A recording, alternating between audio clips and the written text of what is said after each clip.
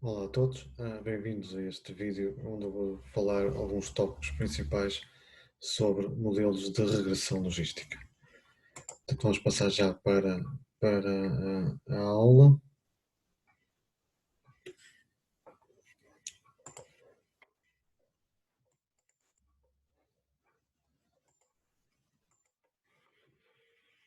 Então, modelos de regressão logística, de certa maneira, é quando a variável dependente só tem dois níveis, ou é positivo ou é negativo, ou seja, classificado como zeros e uns, em que o 1 é presente, o 0 é ausente.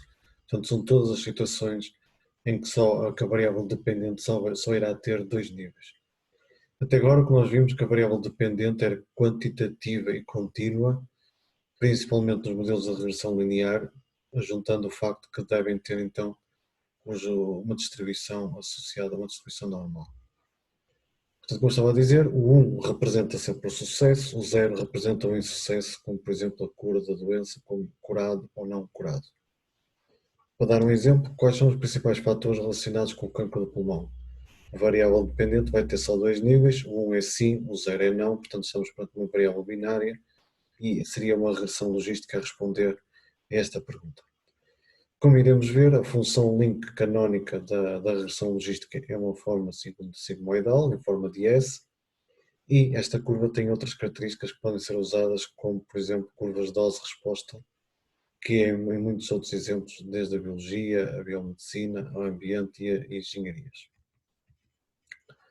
Portanto, utilizando a notação da regressão linear sob a forma YI, portanto, variável dependente igual ao valor da ordenada na origem, mais os declives associados às regressões às variáveis independentes, então, de certa maneira, podemos, partindo deste modelo, escrever uma notação matricial de uma forma mais condensada, em que está a forma que está ali presente no PowerPoint. Não vamos esquecer que x é um vetor e o beta transposto também é um outro vetor, e o primeiro passo numa regressão logística vamos ver que é então determinar quais são os valores de beta 0, beta 1, beta k, tal e qual como acontecia numa regressão linear.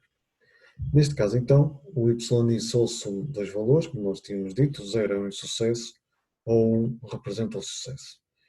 Portanto, em termos de probabilidade, então, quando podemos definir quando a probabilidade de y ser igual a 1 é um valor, é uma determinada probabilidade PI, e o caso do y ser valor 0 acaba por ser o seu complementar.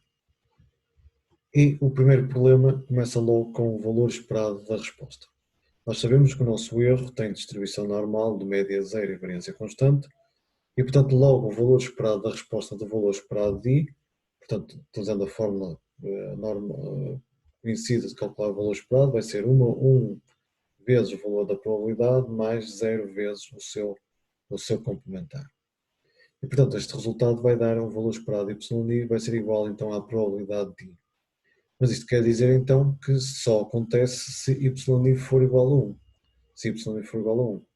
E portanto, de certa maneira, o primeiro nosso problema, quer dizer que parece que estamos limitados a só metade dos valores. O segundo problema tem a ver com o termo do erro.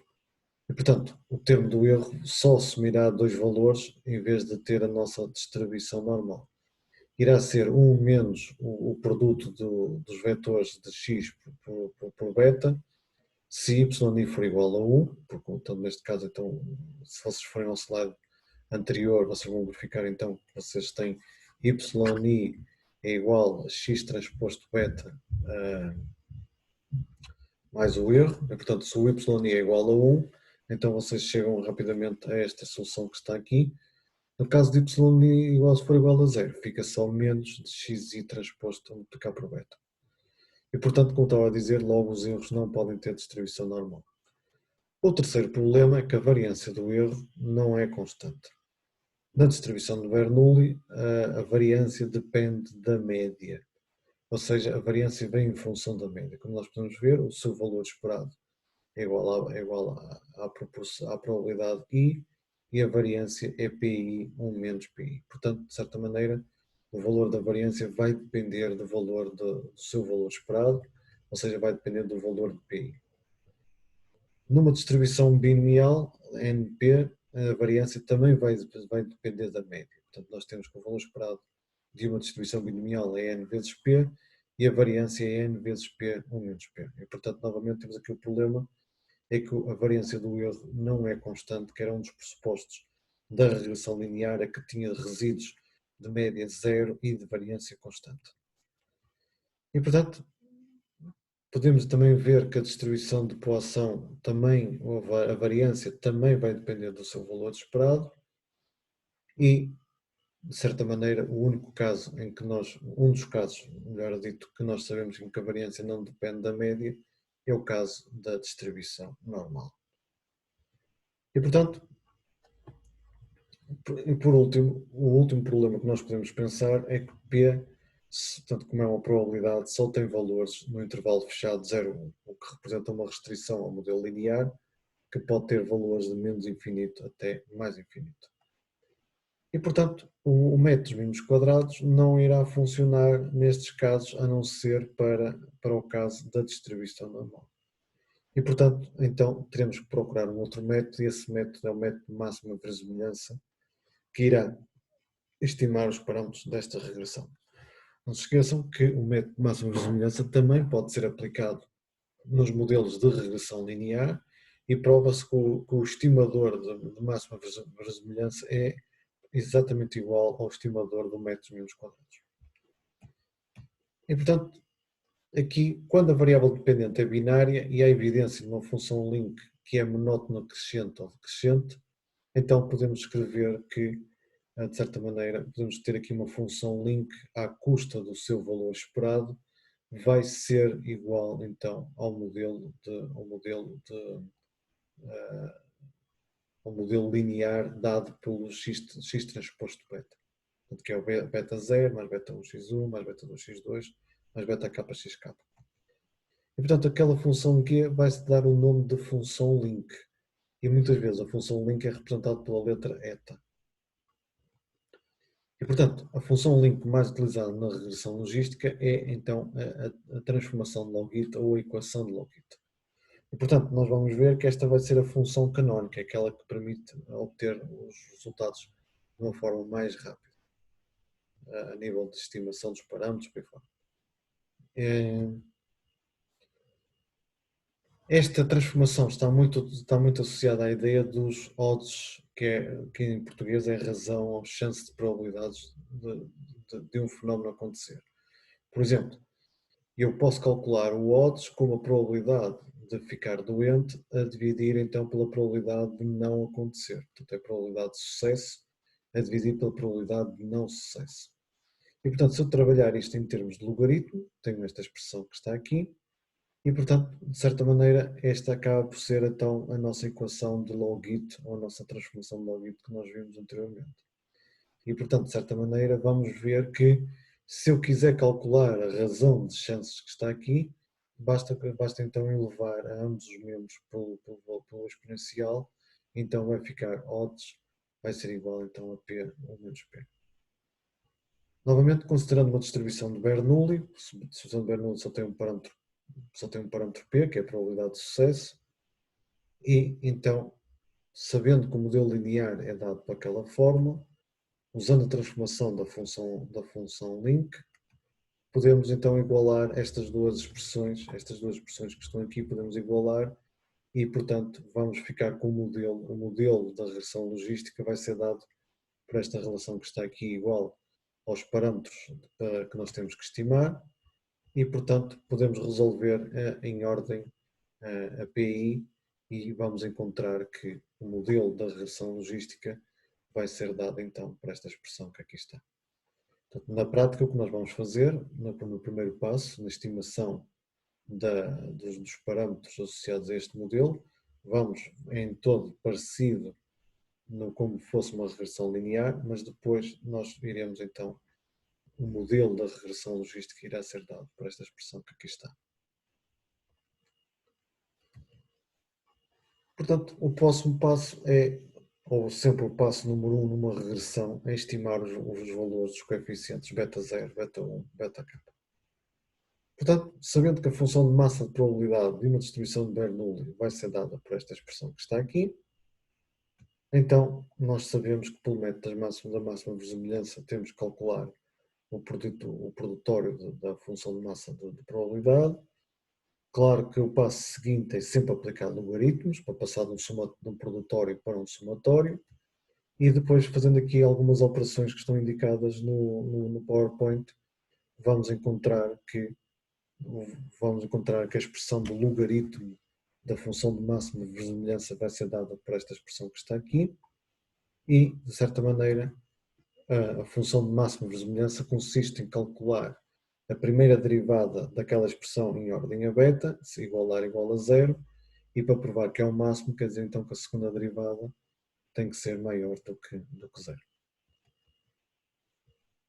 Calculando aquela expressão derivando em ordem a beta, vamos encontrar esta expressão que está aqui, que na sua forma matricial eu posso dizer então que é x transposto y menos x transposto p. Portanto, na forma matricial estes dois índices trocam de posição para o cálculo do produto matricial ser o correto, para as dimensões serem o correto, e portanto então eu posso pôr o x transposto em evidência e fica y menos μ, em que o μ é igual à minha probabilidade. E portanto esta equação é uma equação que aparece muitas vezes nos livros, que diz então que é a equação score. E não vai ter uma solução analítica, vamos ter que utilizar um método iterativo para calcular o seu valor. E portanto,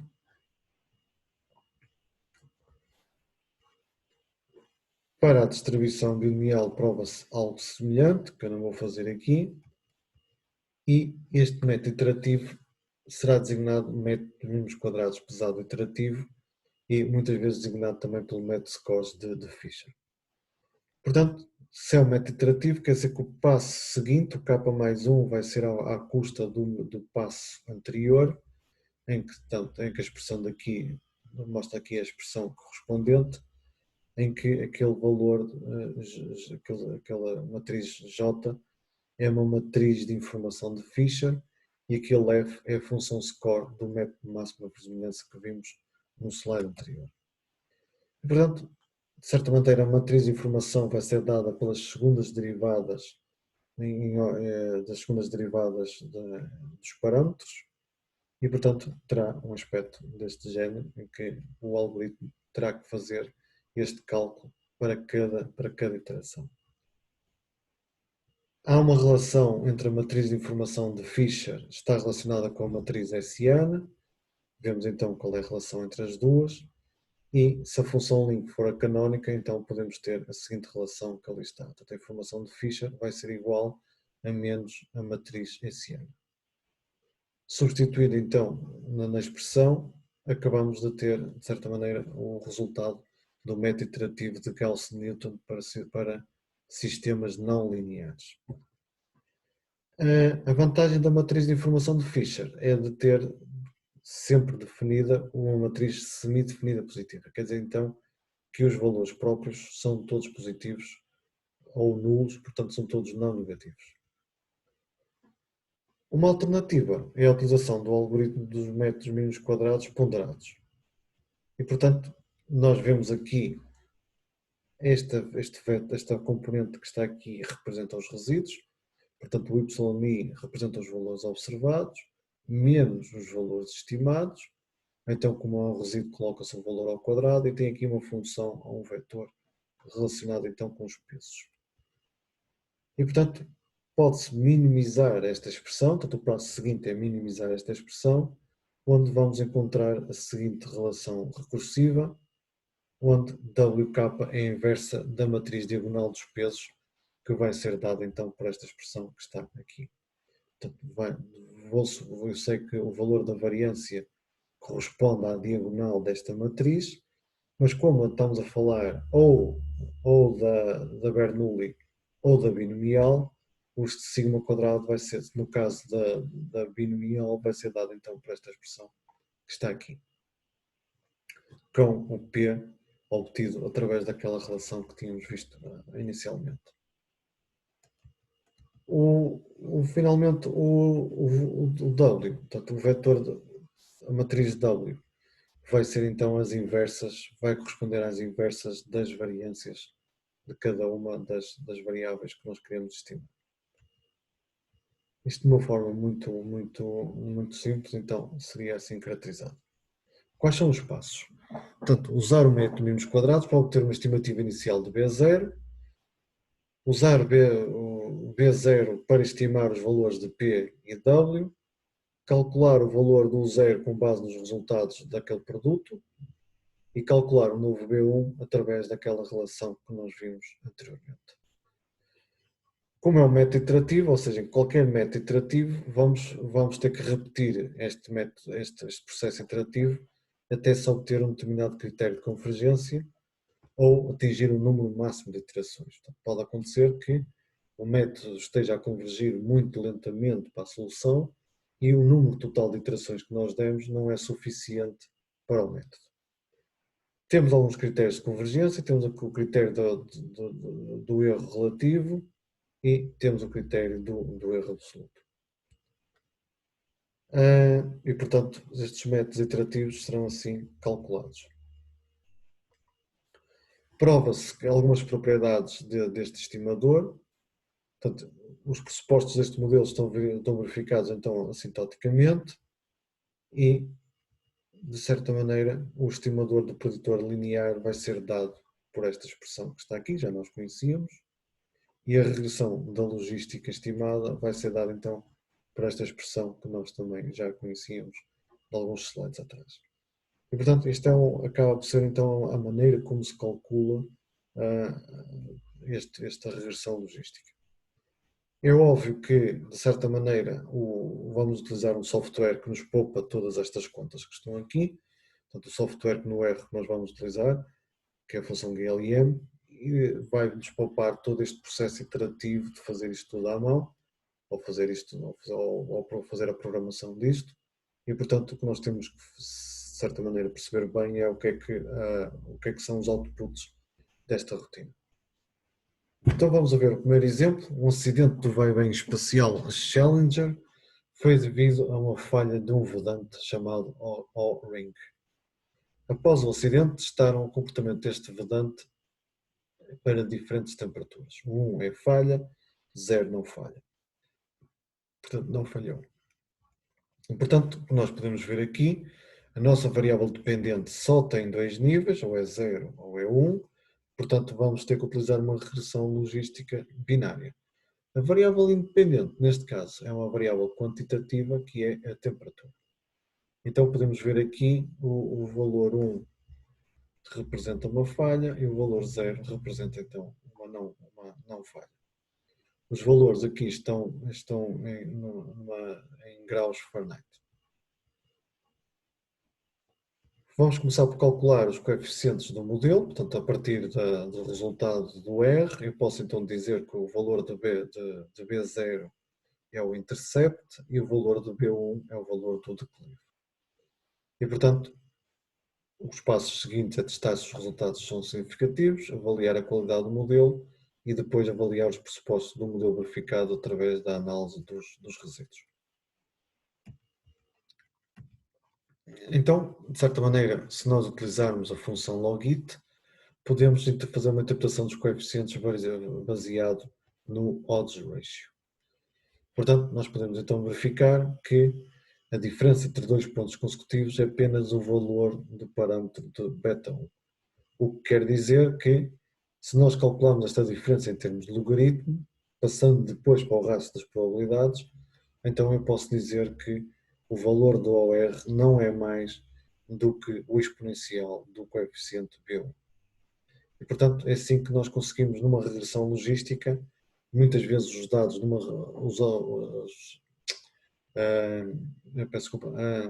os resultados obtidos numa regressão logística não são apresentados em termos de BIs, mas são apresentados em termos de exponencial de BI, no caso da regressão link ter sido a logit. Se for um outro tipo de função, esta relação aqui já não seria válida.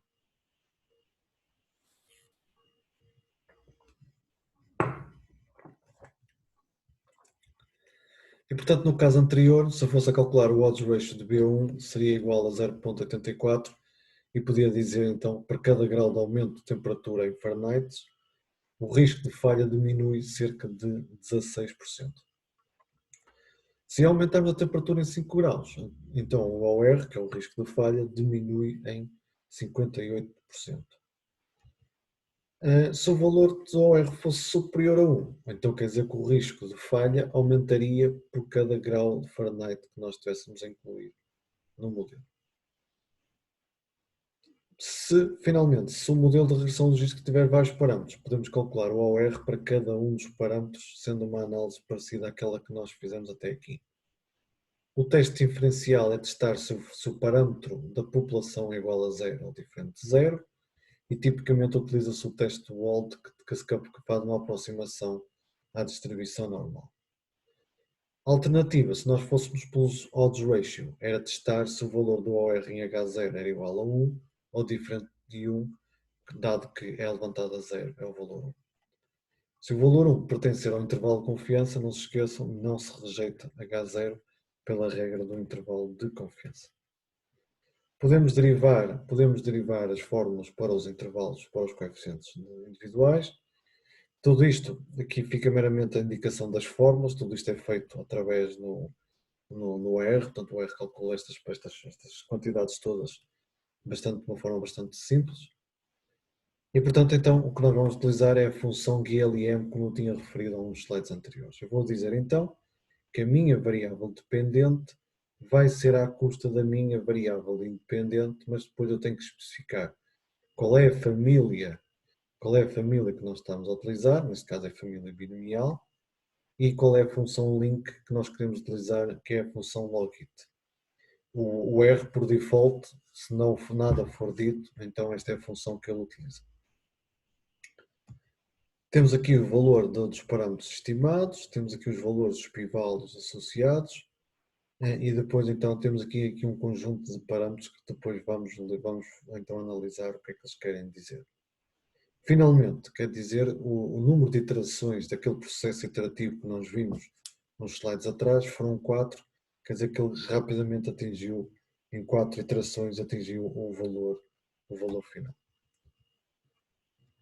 Portanto, então, uma das primeiras coisas que nós vamos fazer é o teste do rácio da verossimilhança, que em inglês damos o nome de Likelihood Ratio Test, e que de certa maneira então nós vamos comparar o modelo proposto à investigação, designado pelo Full Model, se é melhor ou não que o modelo reduzido, que é só constituído pela constante.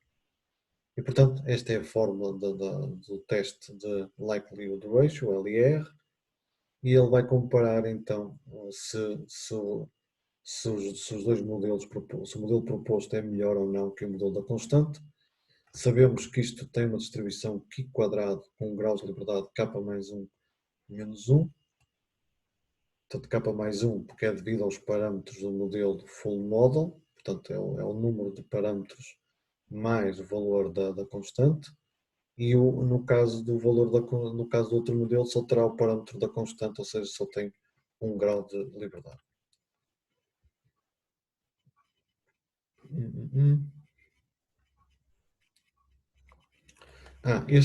Exatamente, este modelo de rácio de verossimilhança também pode ser para comparar dois modelos propostos. Portanto, podemos comparar dois modelos propostos, portanto, um modelo com mais parâmetros, se é idêntico ou não ao modelo com menos parâmetros. Neste caso, temos de ter cuidado de colocar em primeiro lugar o valor que tiver maior número de graus de liberdade, para não dar graus de liberdade negativos, senão iria produzir um erro. Também temos um teste chamado de ajustamento ao desvio, que é em inglês Goodness of Fit with Deviance, e então que ele vai testar, nesse caso, vai ser um modelo saturado ou completo, portanto um modelo que tem tantos parâmetros como observações, se é melhor ou não do que o modelo proposto, que é o nosso Full Model. E portanto, se uma regra prática, se o valor da divisão do D pelos graus de liberdade for muito superior a 1, então este modelo proposto não é adequado ao ajuste dos dados, e depois podemos ver então que existem maneiras de compensar problemas do género sobre dispersão ou subdispersão. Portanto, estamos aqui a ver um exemplo do que nós estávamos a explorar. A vermelho está o full model, portanto o nosso modelo, o modelo proposto. O modelo saturado é o modelo azul, portanto é o modelo que explica todas as observações. E o modelo Reduced Model, neste caso, é só o modelo que está aqui a ver, que é então só uma constante. No caso da regressão logística, o modelo saturado, por definição, vai ter o valor 1, porque todo o modelo da regressão é explicado pelos resultados, e sabendo isto, então, nós podemos fazer aqui alguns cálculos para estimar, então, quer o valor do likelihood ratio, quer o valor do deviance. Vemos que, de certa maneira, o resultado, quando eu comparo o modelo proposto contra o modelo da constante, ele rejeita H0, que é bom. Quer dizer então que o nosso modelo é melhor que o modelo da constante. Também podemos ver então agora que o null deviance e o residual deviance são calculados através destas expressões que estão aqui indicadas no PowerPoint. E, portanto, verificamos, então, era aquela parte final que o R produzia a nível de resultados. Finalmente, nós podemos ainda utilizar, para comparar diferentes modelos, podemos utilizar critérios que são designados por critérios de penalização de verosimilhança. Um deles, ambos são muito conhecidos, portanto é o Archaic Information Criterion, AIC, que vai ser igual a esta fórmula que está aqui, onde K é o número de parâmetros a estimar e o LB é o máximo obtido pela função de máxima verosimilhança. Podemos ter uma alternativa, que é o Bayesian Information Criterion, que é o BIC, que é uma variação do AIC, como nós podemos aqui observar. Aqui a vantagem do BIC é que entra com a dimensão da amostra. E, portanto, independentemente do critério utilizado, devemos escolher sempre o modelo que apresenta o menor valor do AIC ou BIC, mesmo valores negativos. Quanto mais negativo é o modelo, melhor é o resultado. E, portanto, nós também podemos calcular um R quadrado, com um R quadrado ajustado. No caso da regressão linear, tínhamos o R quadrado ajustado. Na regressão logística, este R quadrado tem uma interpretação diferente. Portanto, este R quadrado é dado então para aqueles valores e, portanto, quanto maior for o valor, melhor é o modelo proposto quando comparado com o modelo perfeito.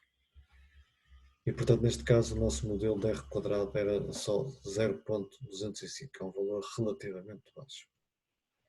No caso das regressões logísticas, porque a variável só tem zeros e uns, é muito frequente encontrar valores de R quadrado que sejam relativamente pequenos. Há outros índices que eu tenho que mencionar, que são pseudo-R quadrados. Um deles é o Coxant-Snell, o outro é o Nagelkerk e o terceiro é o McFadden R quadrado. Todos eles também podem ser calculados com o R, e aqui temos o valor e podemos ver que o R quadrado, o pseudo-R quadrado, varia entre 0.20 até 0.31. Dependendo então do pseudo-R ao quadrado que estejam a calcular. A escolha entre eles é uma questão do investigador. O investigador define aquilo que quer calcular, apresentando então os valores depois no artigo ou na tese. Também podemos ter testes de ajustamento, de lack of fit, em que o primeiro teste, que é o primeiro teste a aparecer, é o teste de ajustamento do Q quadrado, em que nós podemos ver, através da diferença entre o valor observado menos o valor esperado, ao quadrado, a dividir pelo seu valor esperado, tem uma distribuição Q quadrado de M menos K mais 1, e portanto queremos ver então se o teste, de certa maneira, se a distribuição Q quadrado se ajusta ou não aos nossos dados. Temos o teste mais conhecido, que é o teste de ajustamento de Osmer e Lamb-Show, o que ele vai fazer é algo parecido com o anterior, mas enquanto o anterior tinha aqui o padrão das covariáveis x1, x2, xm, no caso do modelo de Osmo-Lenshow, ele vai ser através do cálculo dos decis da variável dependente. Portanto, vai ver então o primeiro decil, segundo decil, terceiro decil, portanto é uma outra forma de dividir ali as linhas, em vez de ser pelo padrão das respostas, divide-se então pelo valor do decil. E portanto, a forma de cálculo não é muito diferente da anterior, só a maneira como é feito este cálculo que é diferente. Este teste é um teste muito conhecido na literatura como o teste de Osmo e Lenshow. Temos um outro teste que é um pouco mais sofisticado, que este teste então o que ele vai fazer ao padrão da covariável, ele vai dividir aquilo em duas partes, através da mediana. Portanto, um valor abaixo da mediana, outro valor acima da mediana. A gente podia pensar que este teste é uma junção dos dois anteriores, ou seja, está a ver o padrão da covariável, mas mesmo assim então utiliza uma medida que não é o decil, mas é a mediana para então criar duas categorias extras que estão aqui definidas e portanto será um triplo somatório para calcular o valor deste Q quadrado. Portanto, no caso, o teste de ajustamento de Osmo e Lenshow H0 H1 é o modelo, se o modelo H0 é o modelo proposto é ajustado aos dados, e hipótese alternativa, o modelo proposto não é ajustado aos dados. Como nós podemos aqui ver, no resultado do Osmo e Lenshow, vemos que o valor do p-value é 0.1498, superior a 0,05, e portanto o modelo proposto é ajustado aos dados. Neste caso, há uma observação a ser feita. Quando se utilizou o número de decis igual a 10, o resultado foi inconclusivo devido à dimensão da amostra ser reduzido. Portanto, este resultado foi baixando o valor do guia para 9.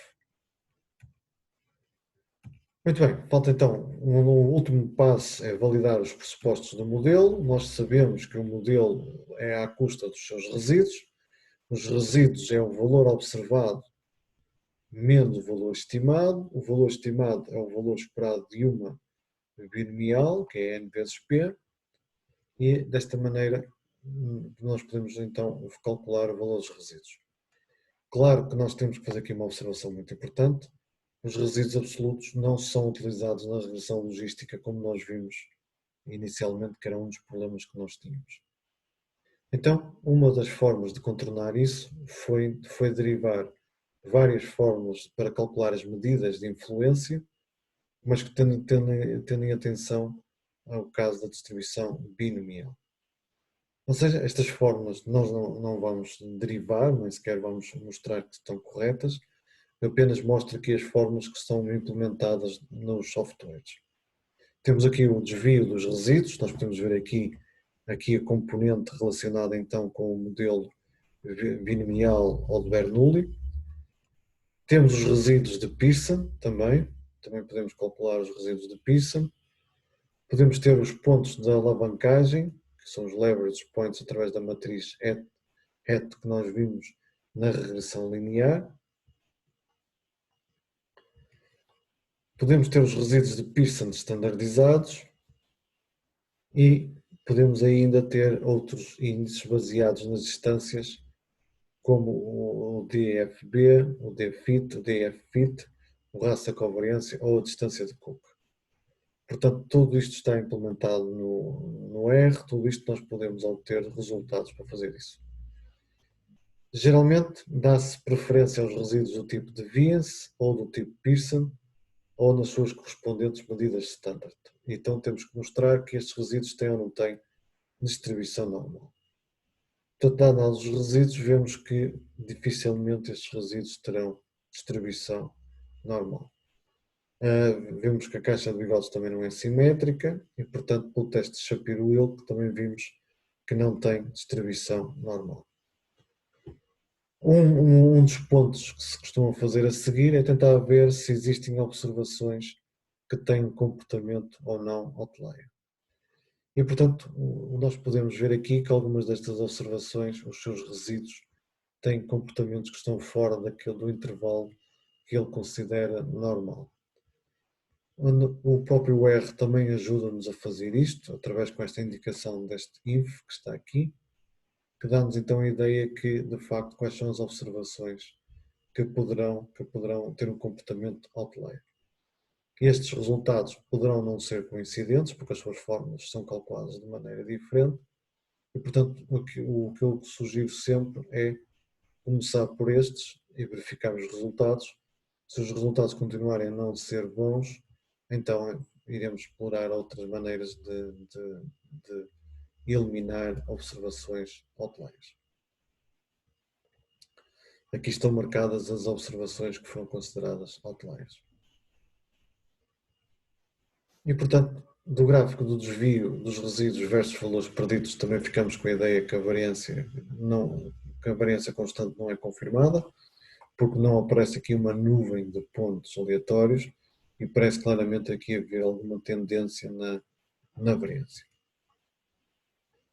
Os próximos passos passariam por eliminar a observação 18, recalcular o modelo, e 18 ou 12, também está ali o valor 12, e, de certa maneira, se os pressupostos não estivessem validados, continuar a eliminar o 12, o 13 e o 14, que aqui não se vê muito bem, mas eles estão ali todos sobrepostos com o 12.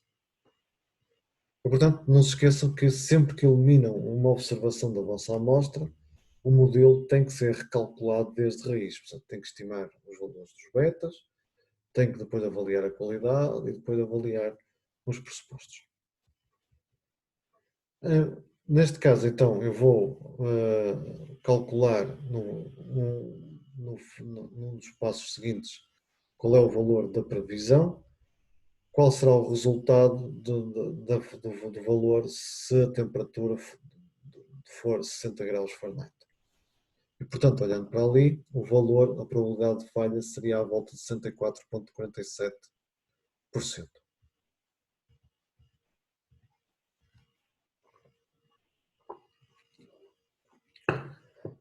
Só um pequeno comentário aqui. Se o nosso modelo fosse bastante bom, então o nosso modelo começaria também cá em cima e depois teria então aqui a curva S para dar depois aqui os valores aqui em baixo. Nós também temos estes dois valores um pouco atípicos. Provavelmente estes valores não eram esperados durante a experiência, mas são os valores que foram recolhidos no laboratório. Podemos também falar de uma tabela de classificação e aqui há sempre um certo engano nesta tabela. Portanto, o que realmente importa é toda esta fase anterior à chegada da tabela da classificação. A tabela de classificação geralmente não tem um grande valor científico porque ela vai precisar, para calcular esta tabela, vai precisar de um ponto de corte. E este ponto de corte pode ser um pouco manipulado de maneira a obter os resultados ótimos. E isso não quer dizer que o modelo seja bom. Portanto, eu posso ter uma boa tabela de classificação e o modelo não ter uma grande capacidade de previsão. O que é que isso quer dizer? Quer dizer então que eu estou a afinar o meu modelo à minha amostra. Com outra amostra eu vou ter maus resultados. E portanto isso não se deve fazer e é por isso que na maior parte dos artigos não aparece a tabela de classificação. Portanto, não se esqueçam que a variável dependente só tem zeros e uns, quer dizer que a determinada altura eu tenho que produzir um valor esperado que seja 0 ou 1. Como é que eu faço isto? Se o valor da probabilidade de falha for superior a um determinado cutoff, vale 1. Se for menor ou igual, vale 0 então. Se nada for dito, podem utilizar o valor de cutoff de 0,5. E, portanto, nós podemos ver esta tabela que está aqui, nós temos aqui os valores observados que são considerados o gold standard, portanto, são os valores que foram medidos, portanto, não há dúvida sobre aqueles resultados, e temos aqui os valores estimados em forma de insucesso e sucesso. Nesta tabela vai ter então contagens, em que, neste caso, o A vai ser o número de insucessos estimado pelo modelo e confirmados pelo valor observado.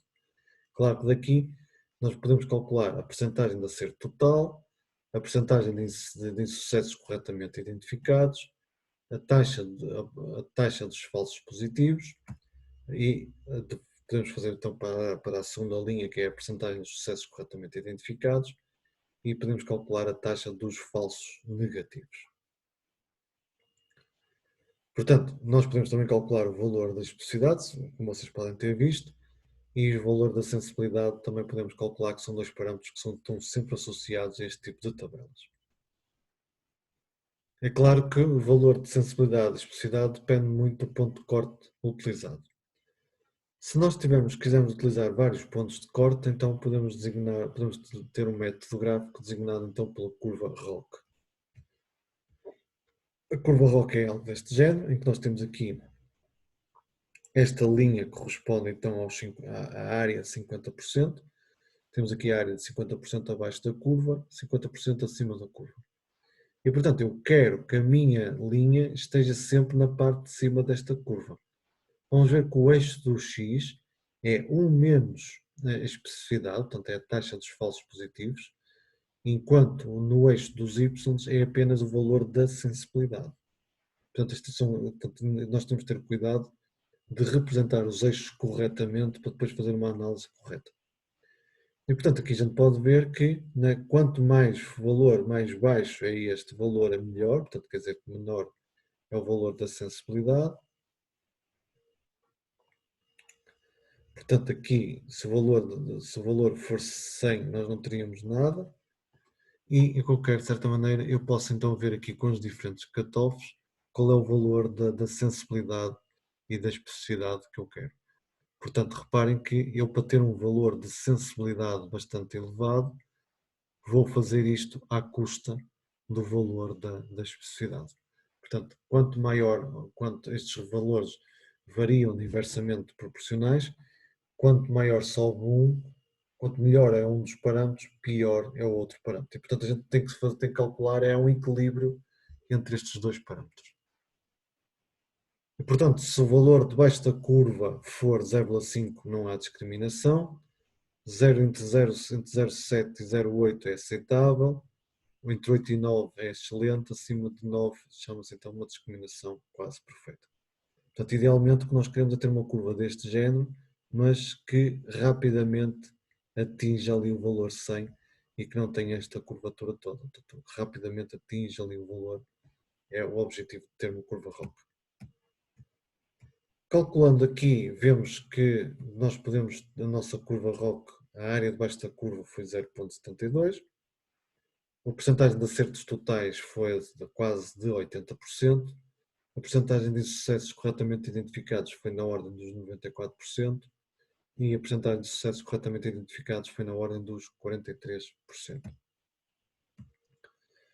No R tem outras funções link implementadas.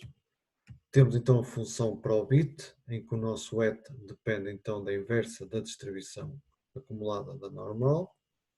Outra função link muito utilizada é o complementary log-log, que a expressão é dada então pelo logaritmo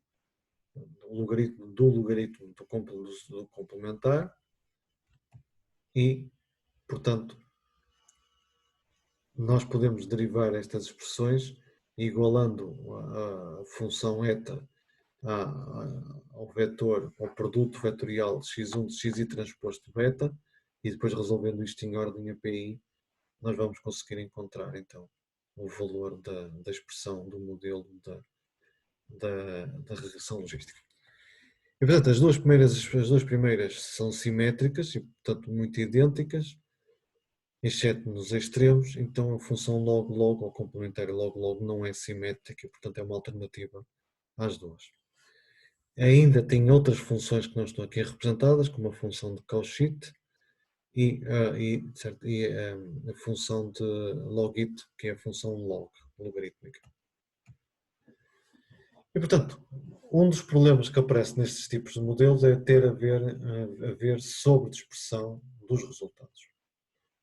E, portanto, quando aparece sobredispersão, quer dizer que ou os dados não seguem, não podemos assumir que tem uma distribuição binomial ou Bernoulli, não se pode assumir isso. A função link não está correta. A estrutura usada para os preditores lineares também está incorreta. E, portanto, aqui temos, de certa maneira, depois podemos fazer isso, que é a introdução de termos de interação ou em termos de ordem quadrática ou cúbica, podem ser introduzidos ou removidos no modelo. Portanto, tudo isto pode também acontecer. Finalmente, a existência de outliers acaba por mostrar que estes modelos são sensíveis à sua existência. E, portanto, se o resultado do desvio dos resíduos pelos seus graus de liberdade exceder o valor de 1.5, significa então que temos sobredispersão. E, portanto, matematicamente, a sobredispersão resulta que quando a variância, por exemplo, da distribuição binomial não é igual ao valor que nós estaríamos à espera, que era n vezes p ou menos p. Quer dizer então que nós temos mais variabilidade do que aquela que nós esperaríamos. Quando isso acontece, introduzimos um parâmetro chamado de escala, que é o tau, que vamos então adicionar à expressão da variância. E como nós podemos ver, se o tau for igual a 1, não existe sobredispersão. Se for superior a 1, há sobredispersão. Se for inferior a 1, subdispersão, que há menos variância do que aquela que nós, teoricamente, ou que nós estaríamos à espera destes resultados. Qualquer um destes casos, a abordagem vai dar então um método de quasi-verosimilhança, que no R ele chama-lhe de quasi-likelihood, que introduz então um parâmetro extra, que vai ser este tal que nós estamos aqui a ver. No caso da binomial, nós vamos chamar quasi-binomial. Se for na poação, quasi-poação. Se fosse na normal, era quasi-normal. E, portanto, é sempre assim que se faz. E, portanto, neste caso, no exemplo que nós estivemos a ver, o parâmetro de dispersão foi, de certa maneira, foi igual a 1. Portanto, o parâmetro daquele tal foi, então, assumiu o valor 1.